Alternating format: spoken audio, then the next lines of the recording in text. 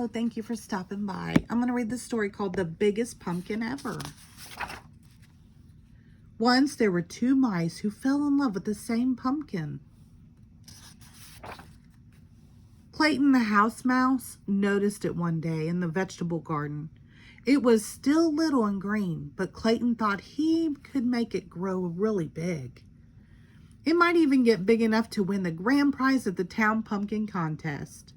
Desmond the field mouse discovered the pumpkin the same day. He thought if he helped it grow, it could become the biggest jack-o'-lantern in the neighborhood. That afternoon, Clayton watered the pumpkin. He also mixed up some fertilizer of manure and water. He spread the mixture around the pumpkin to make it grow larger. That very same night, Desmond went into the garden. He watered the pumpkin too. He also spread some manure mixed with water around it. The next day, Clayton watered and fertilized the pumpkin again. The next night, Desmond did the same, and the pumpkin began to grow. By the end of the month, the pumpkin was so large, Clayton couldn't believe his eyes. "My goodness," said Clayton's mother. "And it's not even full grown." Clayton shrugged. "All I do is water it," he said. Clayton's mother whispered in his ear. "If you want the pumpkin to grow bigger faster," she said, "you should use sugar water."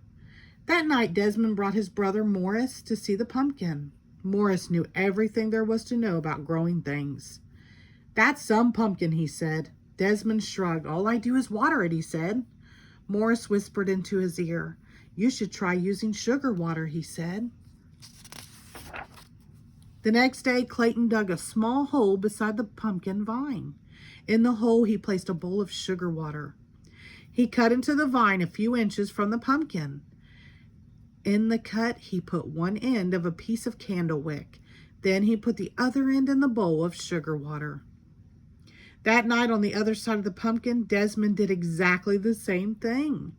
Within a week, the pumpkin was twice the size it had been. Within 2 weeks, it was absolutely enormous. Clayton was amazed. He ran down the road and peeked into his friend Jimmy's pumpkin patch. The pumpkin Jimmy was growing for the contest looks much smaller. Clayton scratched his head. "I have an amazing pumpkin," he said out loud, "and I think I'm going to win the contest." That night, Desmond and his brother Morris spent a long time looking at the pumpkin. "How do you think it got that big?" Desmond asked. Morris shrugged. "A little luck, a little skill." "It's going to make some jack-o'-lantern," said Desmond. "It sure is," said Morris. A week later, Clayton noticed the pumpkin was bigger. Then the family car. During the day, everyone he knew came by to admire it. And at night, all the field mice gathered round to do the same. By now, summer was almost over. In a week, the pumpkin would be full grown and start turning yellowish and then orange. A few weeks after that, it would be ripe and ready for the pumpkin contest. Clayton could hardly wait. The pumpkin was growing so fast. It soon be larger than his house. Wow. Then he had a terrible thought. If the pumpkin was so big, how would he get it to the contest? It wouldn't fit in his red wagon. It wouldn't even fit in his truck. Clayton decided to worry about this when the time came. That night, the weather grew colder. Thinking there might be an early frost, Clayton rushed out to the pumpkin with a blanket. One was not enough. Soon he was rushing back and forth, carrying all the blankets from the house. As he worked, he hummed a little song. And as he hummed, he heard someone else singing. He also began to realize that someone else was covering the pumpkin with blankets. Desmond, too, had seen the danger of an early frost. He, too, had brought blankets for the pumpkin. And as he worked, he sang a little song. And as he sang, he began to realize that someone else was working and humming. Clayton stopped humming. He put down his pile of blankets and peered around the corner of the pumpkin. Desmond stopped singing. He put down his blankets and peered around the corner of the pumpkin. The two of them bumped heads and fell down. "You've been feeding the pumpkin," said Clayton. "You've been feeding the pumpkin," said Desmond. That's why it got so big, said Clayton. That's why it got so big, said Desmond. They burst out laughing. When everything had been explained, Clayton said, I know I'll win the contest if I can get the pumpkin to town. Desmond smiled. I'll help you. Just let me carve the pumpkin into a jack-o'-lantern for Halloween when the contest is over. It's a deal, said Clayton. A deal, said Desmond, and they shook on it. The morning of the contest was bright and sunny. Mice were bringing their pumpkins to the town square by truck and car and wagon.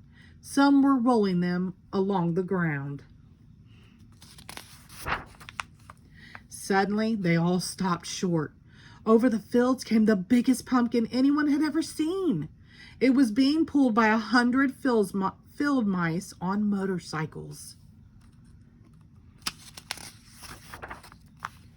When the pumpkin reached town, it was too big for any of the streets.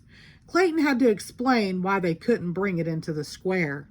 The mayor understood at once. He led the crowd to the giant pumpkin and pinned the first prize ribbon on its side. Then everyone danced around it. Who would have believed this, said Clayton as he danced. Who would have believed this, said Desmond at the same moment.